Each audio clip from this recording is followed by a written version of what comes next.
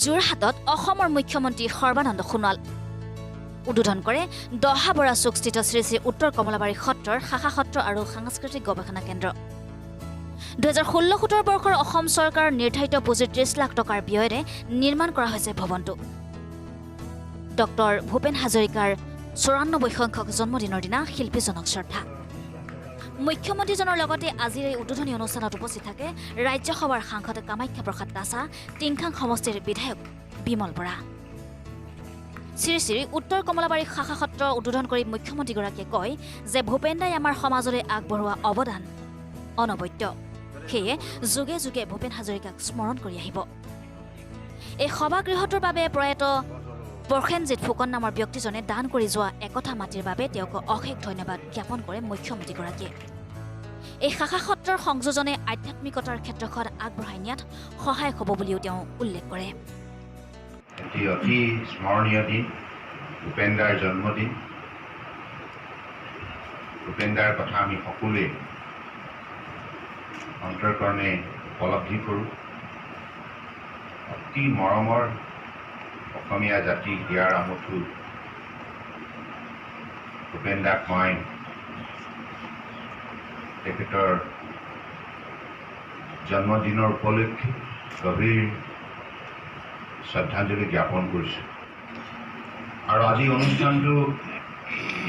বিশেষকৈ শ্ৰী শ্ৰী উত্তৰ কমলাবাৰীৰ বাবে অত্যন্ত তাৎপৰ্যপূৰ্ণ শতাধিকাৰ শ্ৰী শ্ৰী জনাৰ্দন দেৱগোস্বামী প্ৰভুৱে তেখেতৰ বক্তব্যত এই কথা উল্লেখ কৰিলে প্ৰথমবাৰৰ বাবে মাজুলীৰ বাহিৰত শাখা সত্ৰ উত্তৰ কমলাবাৰীৰ প্ৰতিষ্ঠা কৰা হৈছিল সবল কৰাৰ স্বাৰ্থত দেশ বিদেশে তেখেতসকলে পৰিভ্ৰমণ কৰিব লগা হয় আজি যোৰহাটৰ দৰে এখন ঐতিহ্যমণ্ডিত চহৰৰ বুকুত এটি শাখা সত্ৰ গঢ় লৈ উঠাটো এটা অতিথিশালা নিৰ্মাণ কৰাটো মই ভাবোঁ অত্যন্ত প্ৰাসংগিক হৈছে আৰু এই দৃঢ়তিয়ে এই শাখা সত্ৰই ভৱিষ্যতৰ দিনত আমাৰ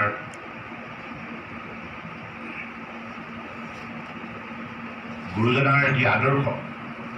ইয়াক অধিক প্ৰসাৰৰ ক্ষেত্ৰত ই অগ্ৰণী ভূমিকা পালন কৰি যাব সাংস্কৃতিক গৱেষণা কেন্দ্ৰ হিচাপে ইয়াক গঢ় দিয়াৰ লক্ষ্যস্থিৰ কৰা হৈছে কৃষ্টি সংস্কৃতি ভাষা সাহিত্য সভ্যতা গুৰুজনাৰ অমৰ সৃষ্টিত সকলোবিলাক কথা প্ৰাণ পাই উঠিছে সত্ৰৰ আজি বিভিন্ন নামঘৰসমূহ পৰিচালনা কৰি আহিছে আৰু এই নামঘৰ প্ৰতিষ্ঠা কালতেই গুৰুজনাই জাতিটোক লৈ যি সপোন ৰচনা কৰিছিল আজি একবিংশ শতিকাত বিজ্ঞান আৰু প্ৰযুক্তিবিদ্যাৰ পৃথিৱীত গুৰুজনাৰ সপোন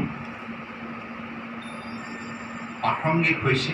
এই কথা আমি উপলব্ধি কৰিছোঁ যোৰহাটৰ পৰা পিংকু বৰাৰ ৰিপৰ্টাৰ লাইভ অসম